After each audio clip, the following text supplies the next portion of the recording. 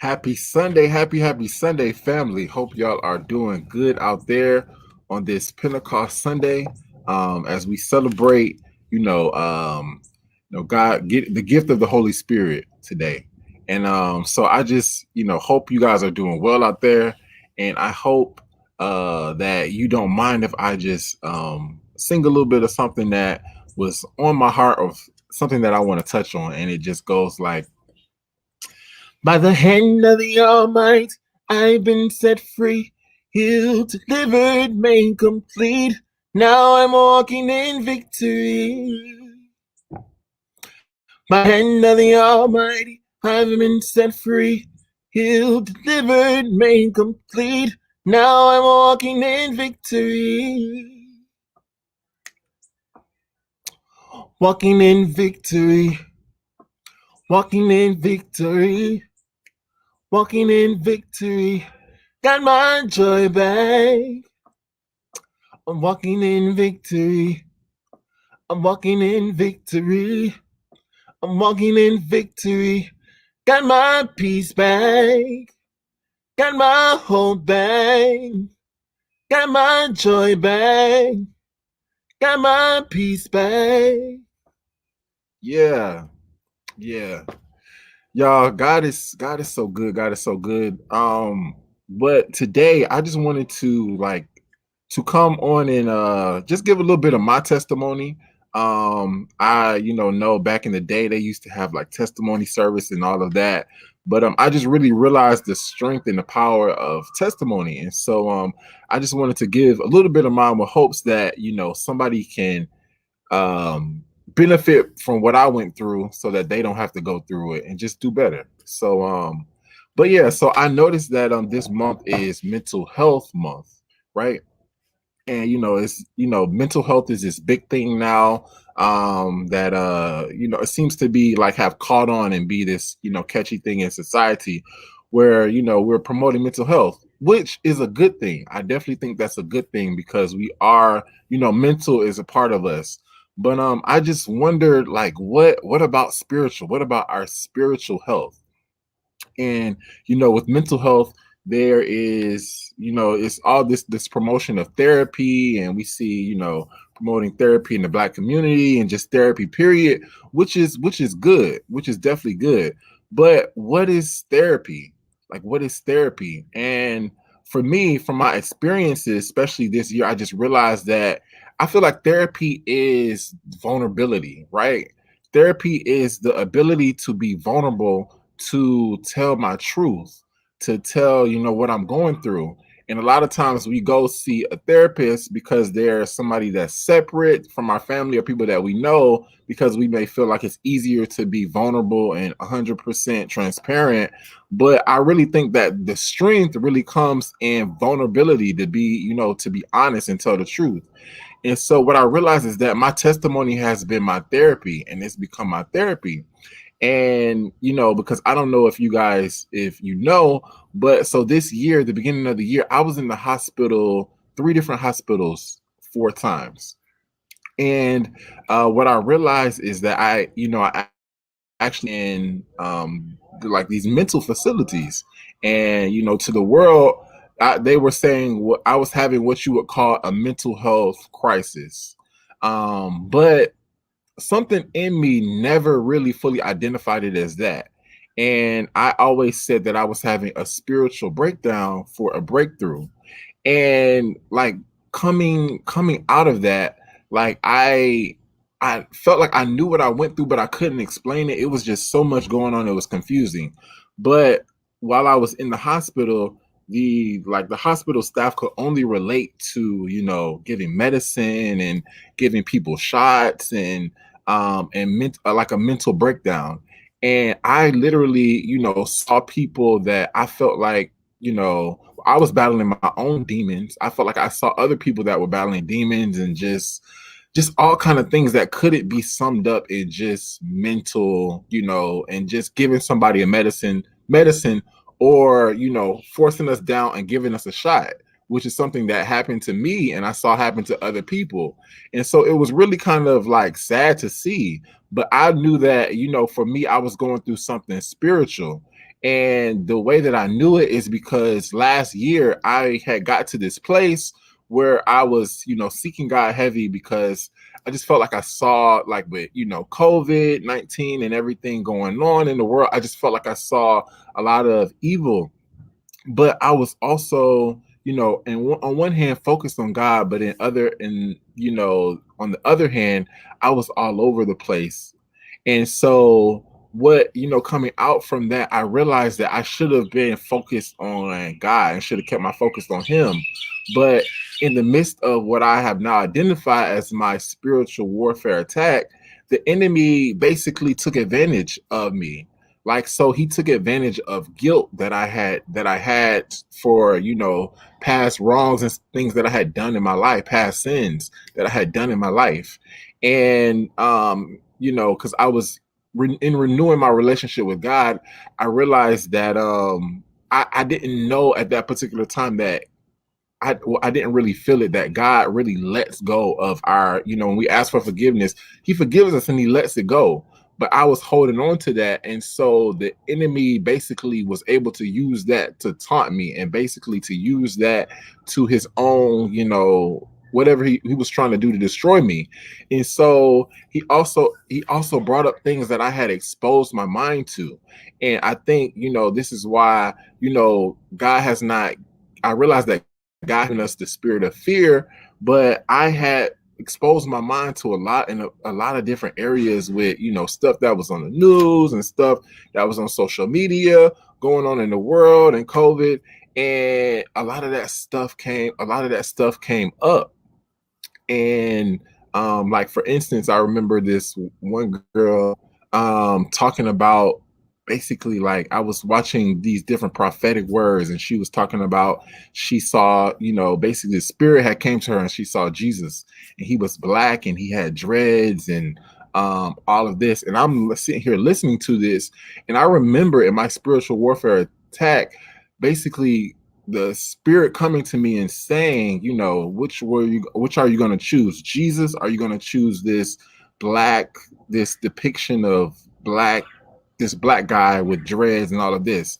This is a spiritual, in this spiritual time. And what I realized coming out of that is that God is spirit. Jesus is spirit. When he says that we're made in his image, is to look more like him, and the fruits of the spirit, and love and joy and peace and kindness and goodness and all these things, that we begin to look more like him. And so just different things I exposed my mind to. And also the enemy had made me feel alone. So, like, I had getting these attacks and these things that I'm experiencing, and these evil spirits that are talking to me. And I got to one point where those evil spirits had told me, you better not tell your family what's going on. You better not tell them, because we're going to come and attack them next. And so it made me feel cornered and alone and scared.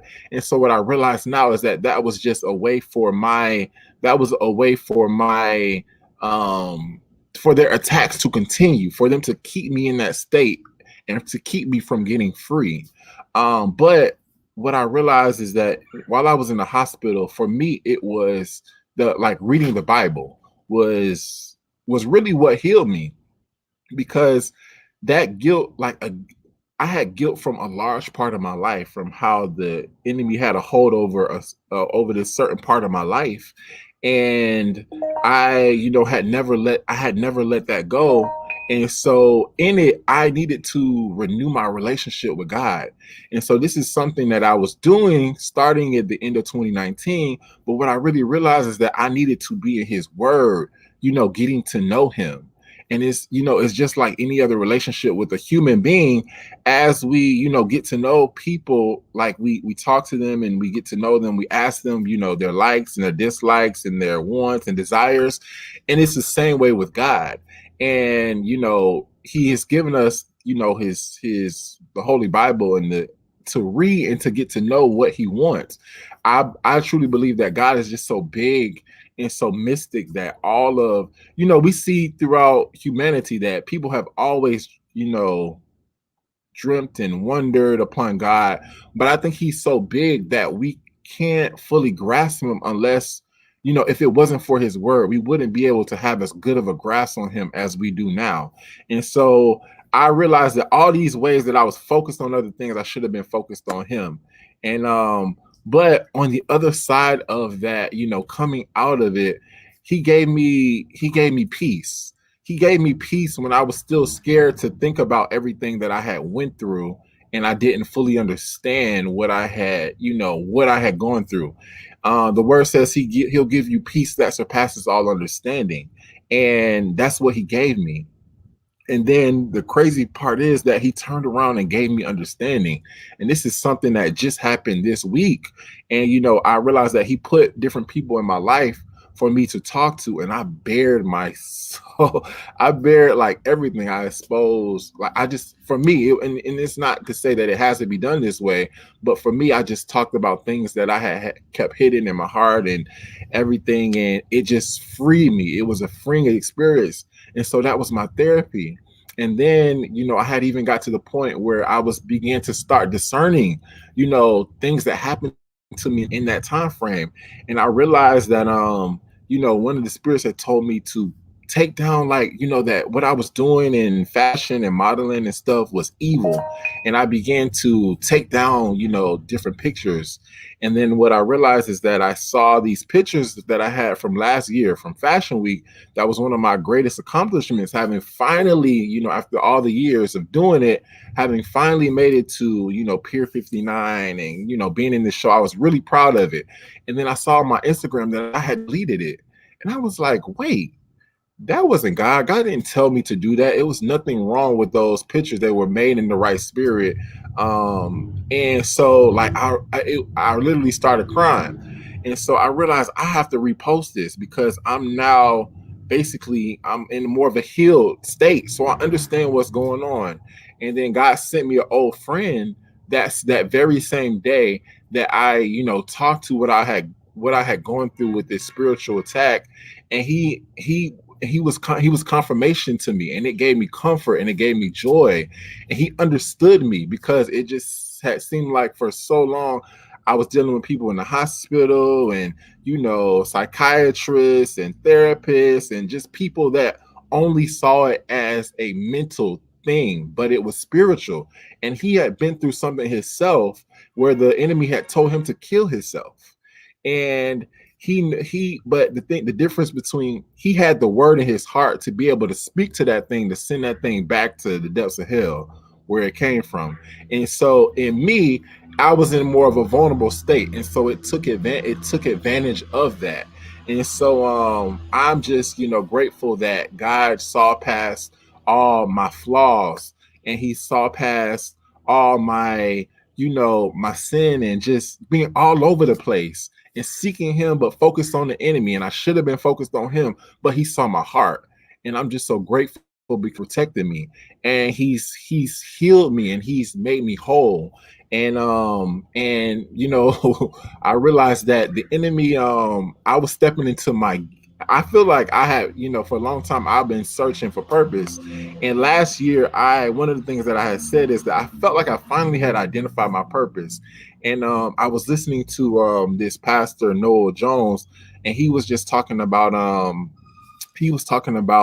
how the enemy can attack the gift in the hand of God, because, you know, the enemy has no bearing on God, but it's when we get the gift as the receiver of the gift, that's when he attacks us. And so I realized that I was now starting to walk out that, and I had even identified that, and now the enemy had threw out traps for me to get distracted. And now I'm focused on, you know, things of the world and focusing on the you know, what I thought was end times and end time prophecy, and not realizing that God has not given us the spirit of fear to focus on those things. He said, it actually says that hold on. Acts 1:7 says, "It is not for you to know the times or the seasons which the Father hath put in his own power." But verse 8 says, "But ye shall receive power. After that, the Holy Ghost is come upon you, and ye shall be witnesses unto me."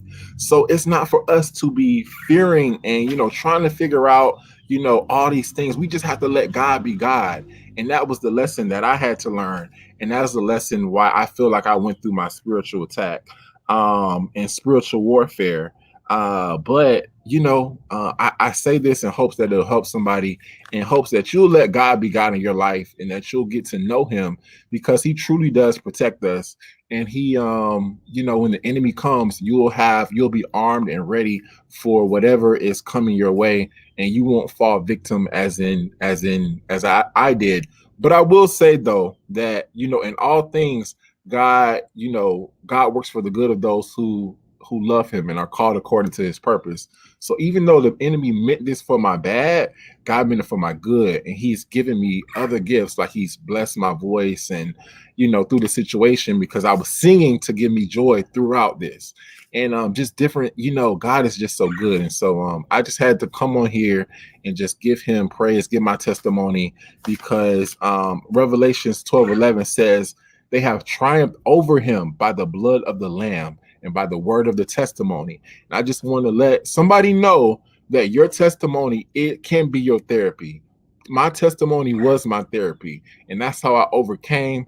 I'm healed and I'm whole, and the enemy has no bearing on me. He had to flee. He's gone. So I hope that encourages you, and you guys stay blessed. Peace. Love y'all.